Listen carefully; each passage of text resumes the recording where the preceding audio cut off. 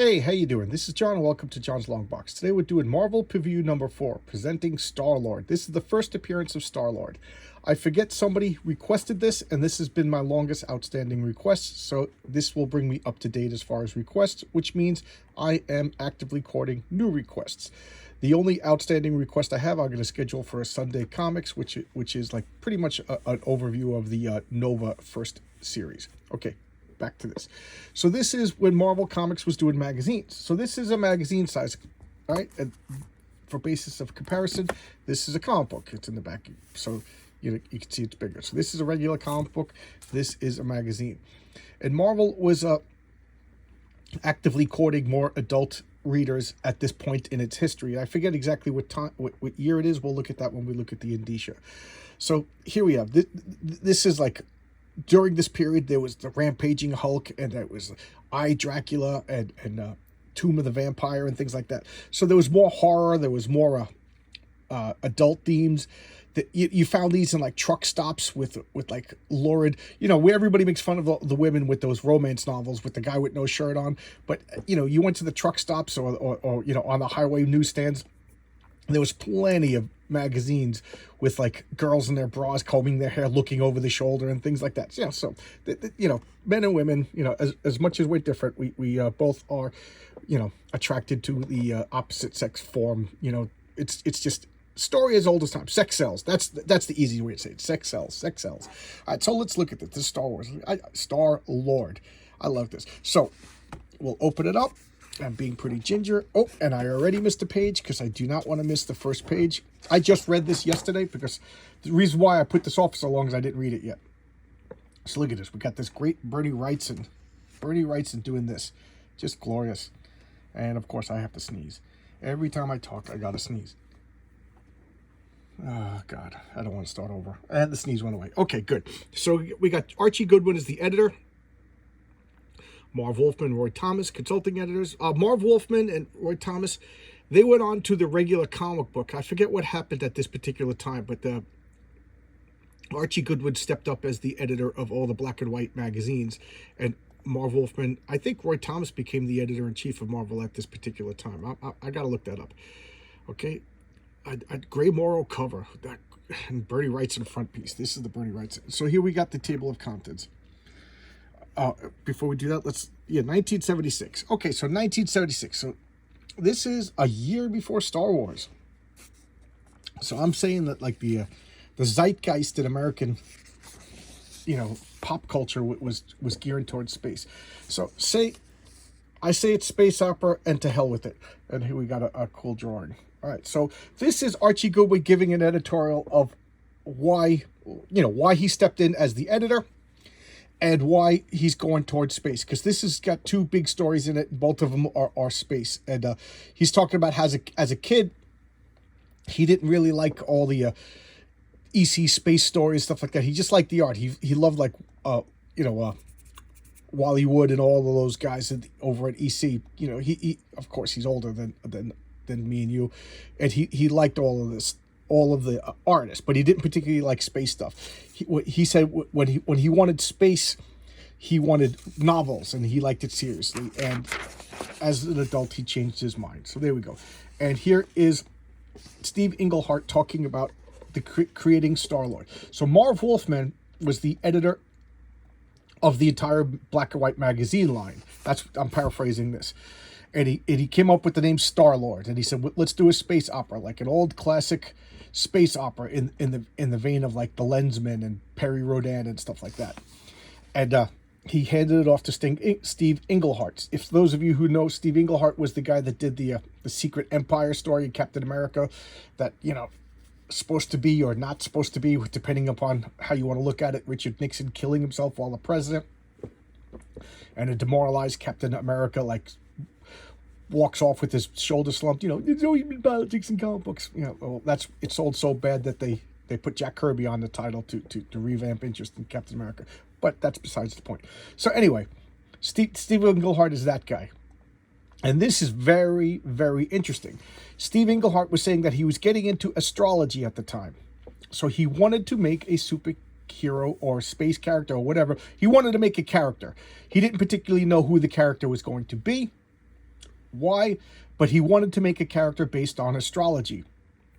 And then Marv Wolfman said, you got Star-Lord. So he said, Star-Lord, that could work. So he made Star-Lord based on astrology. Yes, you guys, let's look at this picture, since looking at text is kind of dull before I turn the page. So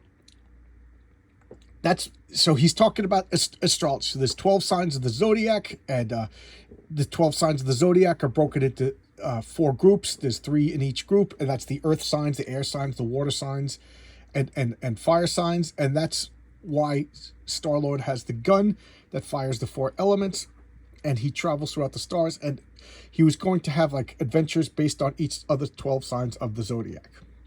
There you go. And now we will go into Star-Lord himself. So here we got a little preamble. This is interesting. I don't know if this is true or not, but it's interesting. It's talking about how historians place Jesus's real historical birth at 7 BC.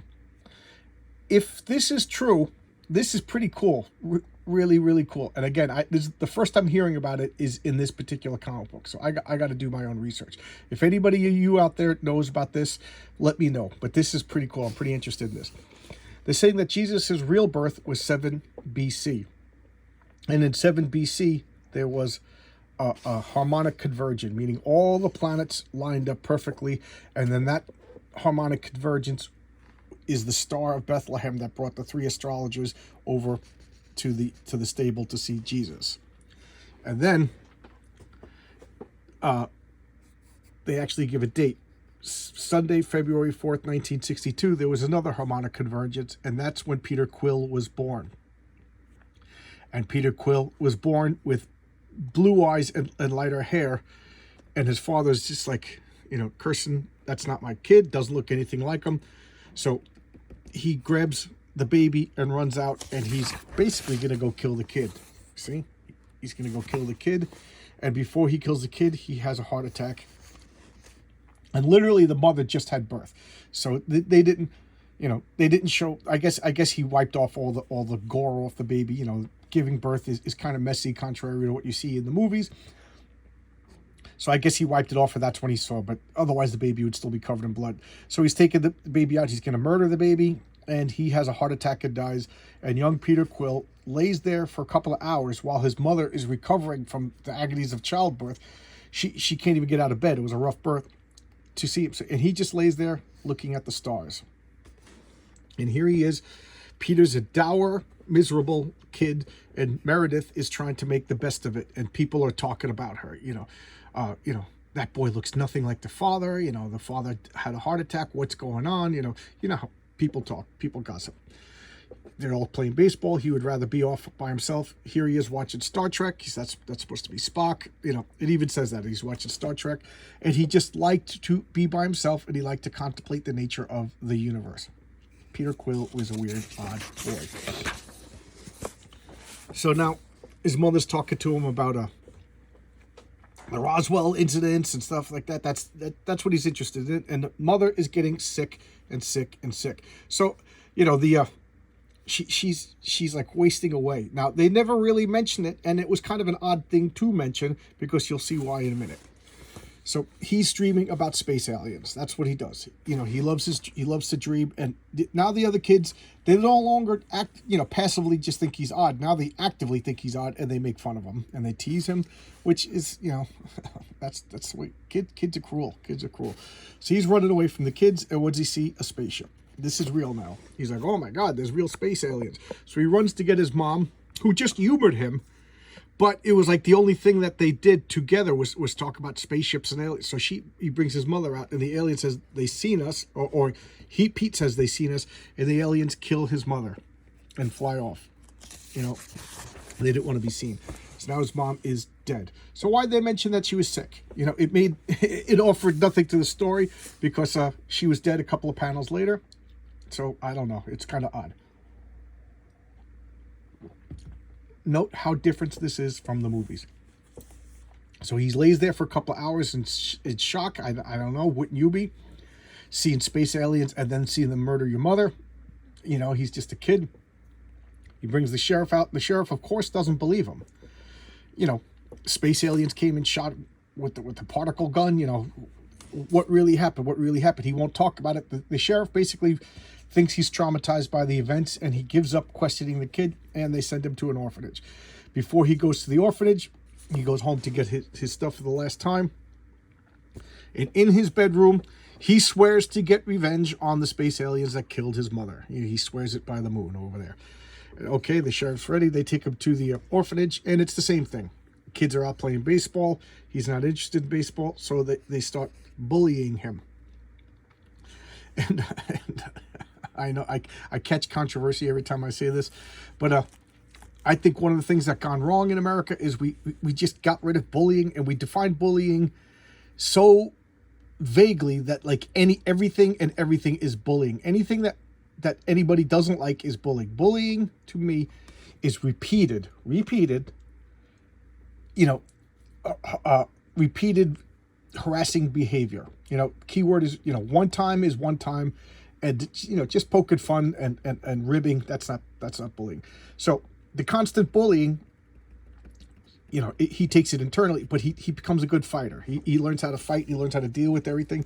You know, he becomes a wise ass. He becomes a fist fighter, and he becomes whatever. So what my point about bullying is, I'm not talking about breaking people's arms and smashing skulls. That's criminal behavior. I'm talking about like normal bullying behavior. It's sandpaper of life. It polishes the person into something. You know, they learn how to deal with adversary. You know, you either step up and fight off your bullies, or you learn to deal with it internally, or you learn to, you know, become a wise guy, a comedian, or whatever. You know, you can't just be an awkward, self-obsessed weirdo your entire life and be a successful person. You know, and that's coming from an awkward, self-obsessed weirdo.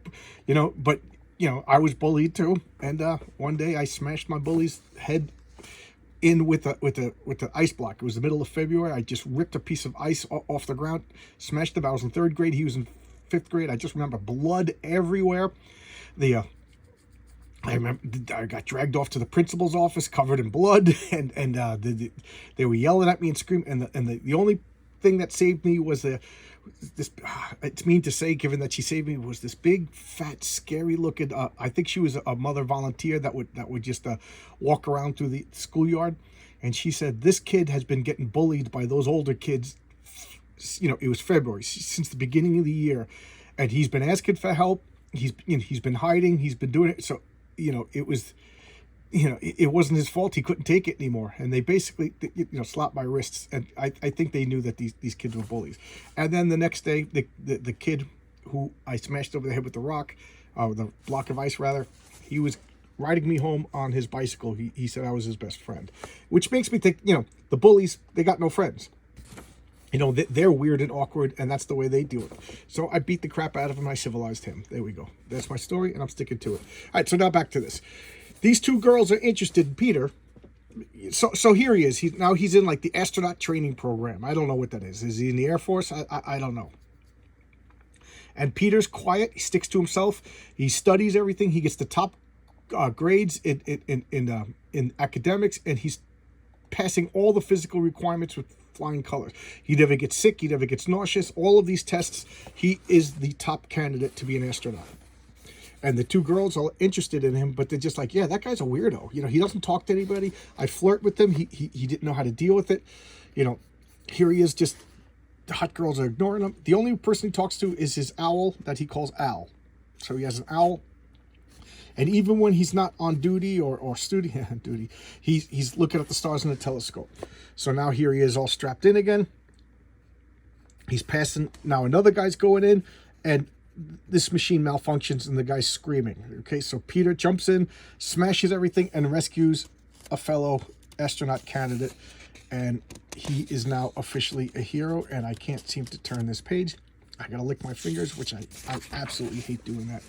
And he pulls the guy out, and he's like, wow, you saved my life. Yeah. And he yells at him because Peter's awkward.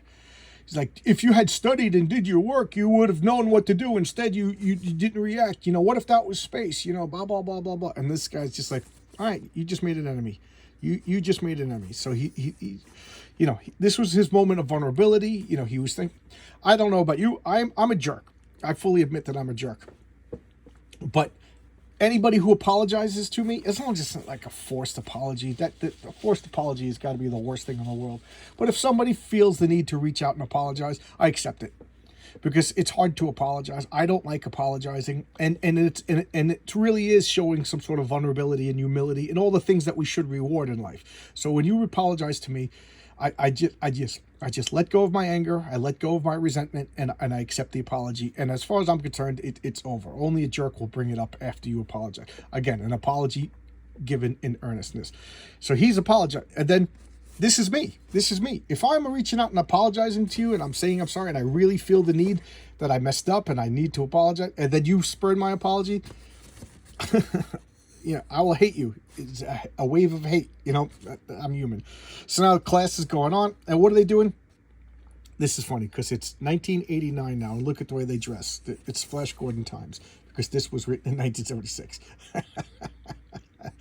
So they're talking about who's candidates to actually go into space. The Ming the Merciless over here in the Cape, because that's the fashion in 1989. Pretty much everybody but Peter Quill. And he's like, Peter, you're not going to go because you don't get along with anybody. If you want to go into a spaceship, you got to be trapped with other people for long periods of time. You have to be social. You excelled at everything except the one thing that physically you could do it. Mentally, you're apt for everything, but socially you can't get along with anybody. You're just going to cause fights, and the missions are going to fail, so we can't put you into space. So he proves him right by storming off and just wrecking everything. He goes home, and he he starts drinking. He's yelling, he's talking to Owl, the owl, and he's just like, he's messed up. I can't believe this. I can't believe it. Now he's a drunk. So now he wakes up and he sobers, and now it's a few months later. He decides to change. So he goes back, he retakes classes, and he's trying his best to fit in. And they're like, oh, wow, you did a good job. You get along with people. So he's like a serial killer. It's the only way to explain it. You know how like a serial killer could pretend to get along with everybody? And that's what he's doing. He's pretending to get along with everybody. So he's obsessed psychopath, if you ask me.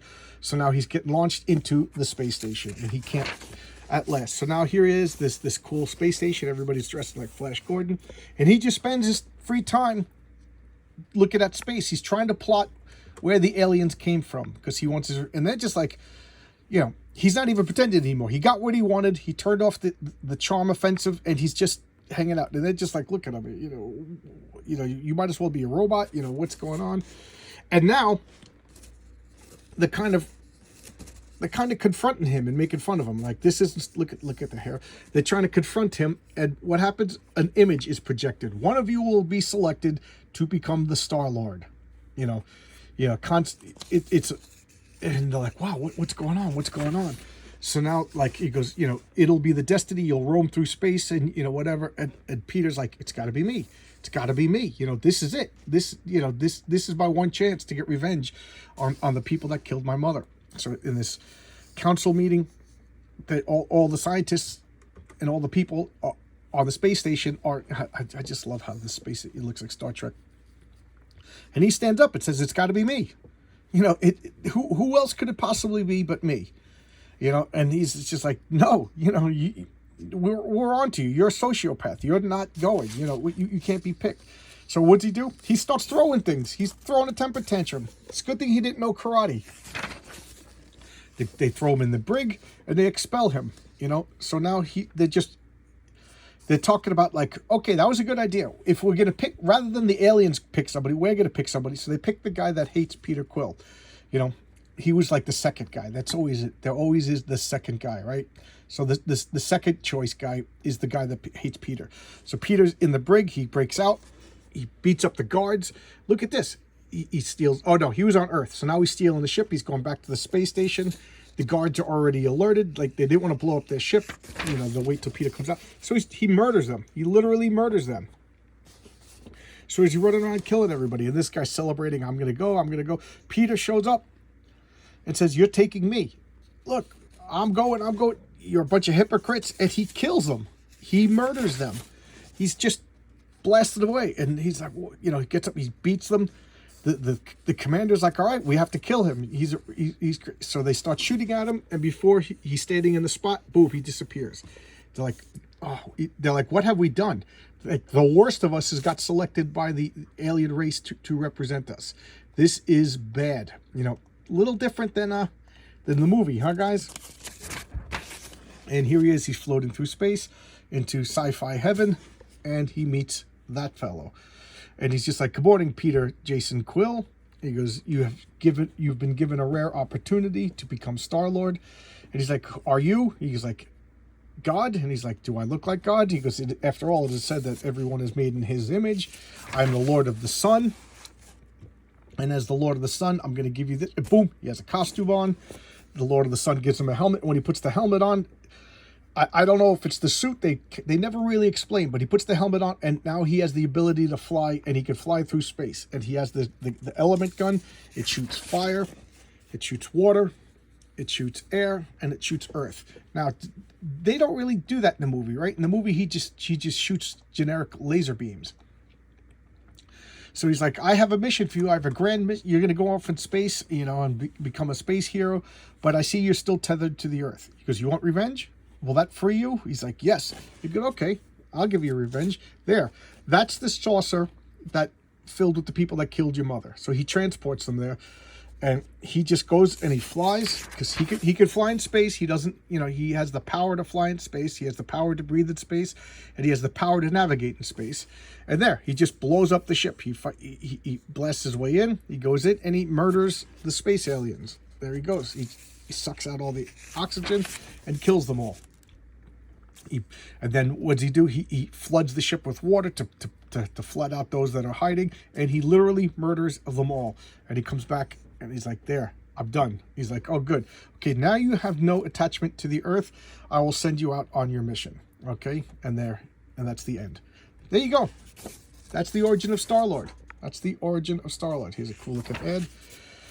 Here's another article by Edward S. Barkin and Bill Mantlo about the other story, a space opera, space whatever, called The Sword and the Star. And it's based on the Iliad and the Homer and Odyssey, and I absolutely hate it. I'm going to go quick on this because I've been talking for 20 minutes. So here's a 2-page spread. And what is it? It's the far future, and everybody dresses like in Greek clothes and Greek and everything, and they're copying Greek culture, but they're fighting with lasers. This, to me, is the worst type of science fiction. I hate this. This is just like lazy world building. And the king dies, and he's given his scepter to his son, named Wayfinder, because of the prophecy. The prophecy that there will be no more kings, and there's only 14 kings, and now that he's the prince, and he's Prince Wayfinder, and he has to go out into space to find the sword and the star, and it's find a new way. So they're getting attacked by humans spread all over the galaxy, and so far in the future that sub-branches of humanity have devolved or de-evolved or met strange things. That concept I do like a lot, actually. And now they're coming back as almost like different species, and nobody knows what they look like. So he meets this black guy who speaks in 70s jive, because that's the way it is. And he's a wizard, and the wizard's so he's like, the mentor, the older mentor, taking the prince. And, I know the prophecy, and we'll find you the sword. So the wizard takes him home. He's a scientist. Ta-da! He's one of the, he puts a nickel into the thought machine. So bad. And he's talking about like the early days of space exploration. And until humanity spread too far, too fast, they couldn't contact it. Each world became isolated, and this world became like influenced by Greek mythology, and became like that. And here is the Sword and the Star. It's the name of a spaceship. It's like one of the fastest ships, and he takes the fast ship, and he flies off into space. And there he is, Prince Wayfinder. Oh, and the wizard got killed. He got attacked, so now he's alone in the Sword and the Star. It's just awful. I love this. Count Dante, Black Dragon Fighting Society. I love it. His Sherlock Holmes. See, they didn't do Star-Lord next issue because they didn't know how well it was going to go over. So, they wrote one, and then another issue is already in the bag. And, I think Star-Lord comes back in 2 issues from now. Here's Planet of the Apes. Some ads. Doc Savage ad, Star-Lord, you know, because I think this ad was in all of the magazines, and the letters page. We got some Blade over here. Don't recognize anything. Kung Fu Karate. I love this ad. The Johnson Smith Company ad. And this young fella, I just want to sing with them. Kumbaya. So there you go. I forget who requested Star-Lord, and I put it off for as long as... I don't know why I put it off. I don't know why. Sometimes I get crazy. So I was like, you know what? I gotta honor requests. So again, if you have any requests, let me know. And if I have the comic, I will showcase the comic. This half the comic I loved, half the comic I hated. So let me see your comments. This is a completely different character than that's in the movies, but this is Star-Lord. Okay, I'll see you tomorrow with another video. Bye bye.